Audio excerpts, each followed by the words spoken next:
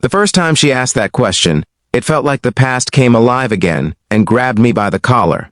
The sun was low, the dust hung heavy in the air, and the sound of wood knocking against wood echoed across the quiet stretch of land. It was one of those moments when life pauses just long enough for an old wound to breathe. If you have ever believed in kindness, second chances, and the quiet power of waiting, take a moment now to like, comment, share, and subscribe to this channel, because this story is for anyone who has ever held on to hope long after the world told them to let go. My name is Samuel Carter, and I had been building fences for most of my life in a small rural town in Montana. The land was wide, honest, and unforgiving, much like the years that shaped me. Every fence I built felt like an apology to the world, a way of saying I was still here, still trying, still useful. People in town knew me as the quiet man who showed up early, worked hard, and left without fuss. What they didn't know was that every post I set into the ground carried the weight of a promise I made long ago, a promise to a woman who never got the chance to see it fulfilled. I had loved once, deeply and completely, back when life felt lighter and the future seemed certain. Her name was Abigail Turner, a kind soul with steady hands and eyes that made you feel understood without saying a word. We met in Oregon years ago, young and hopeful, building plans that stretched far beyond our means. Then life did what it does best. A sudden illness took her faster than any goodbye could prepare me for, and in one cold hospital room, my future collapsed into silence. I didn't just lose her, I lost the version of myself that believed happiness was guaranteed. After that, I drifted. I moved east, then south, then finally landed in Montana, where the open land felt wide enough to hold my grief. I never married, never dated seriously. People asked questions and I gave polite answers, but the truth stayed buried where it felt safer. Waiting became my way of honoring what I lost. Waiting didn't mean I expected her to return. It meant I refused to replace something sacred with something easy. That afternoon, I was repairing a long stretch of fencing on a small farm just outside town. The property belonged to Thomas Reynolds, a widower who raised cattle and believed in paying people fairly. His niece, Hannah Reynolds, had arrived earlier that week to help him after an injury. She was new to town, warm in a way that made you feel seen, and carried herself with the quiet confidence of someone who had survived more than they admitted. She spent her days working alongside us, hauling boards, offering water, and learning the rhythm of the land. It was during a break, as I rested a beam on my shoulder, that she looked at me with gentle curiosity. There was no judgment in her eyes, no expectation, just an honest interest. The question came softly, but it hit hard. When I answered, the words surprised even me.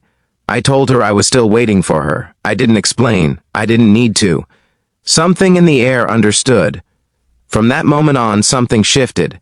Hannah didn't pry, but she watched me differently, with patience and respect. Over the next few weeks, we worked side by side. I learned she had left a demanding job in Chicago after burnout hollowed her out. She came to Montana looking for quiet, for meaning, for something real. We shared stories without speaking them aloud, bonded by the unspoken understanding that life doesn't always turn out the way you plan. Still, fear followed me like a shadow. Every time I felt myself relax around her, guilt tightened its grip. Loving again felt like betrayal, like letting go of a promise carved into my bones. I told myself I could not open that door, no matter how warm the light looked from the other side. So I kept my distance, focusing on my work, retreating into routine whenever emotion stirred. One evening, a storm rolled in fast and unforgiving. The sky cracked open, rain pouring down as if the heavens themselves had something to release. Hannah slipped on the muddy ground and twisted her ankle badly. I carried her to the old barn, the smell of hay and rain filling the air. As we waited for the storm to pass, something fragile settled between us. Not romance, not desire, but trust. She rested quietly, and for the first time in years, I didn't feel alone in the silence. That night, I couldn't sleep.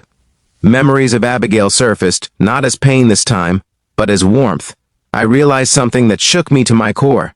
Waiting had protected me, but it had also trapped me. I wasn't honoring her memory anymore. I was hiding behind it. The promise I made was never about staying alone. It was about living honestly, loving deeply, and staying true to what mattered. The next morning, I helped Hannah into town for treatment. Her ankle would heal, but the vulnerability she showed stayed with me. Over the following days, we talked more, Not with words but with presence. Shared meals, quiet laughter, comfortable pauses. Slowly my walls softened. I began to understand that love doesn't erase what came before. It builds on it. When Hannah's time in Montana neared its end, the fear returned stronger than ever. Letting her leave without acknowledging what had grown between us felt safer than risking loss again. But safety had cost me years of living. As she prepared to go, I stood at the edge of the field we had worked together, the fence complete at last. The post stood straight and firm, not to keep things out, but to define what mattered inside. I realized then that fences aren't meant to isolate.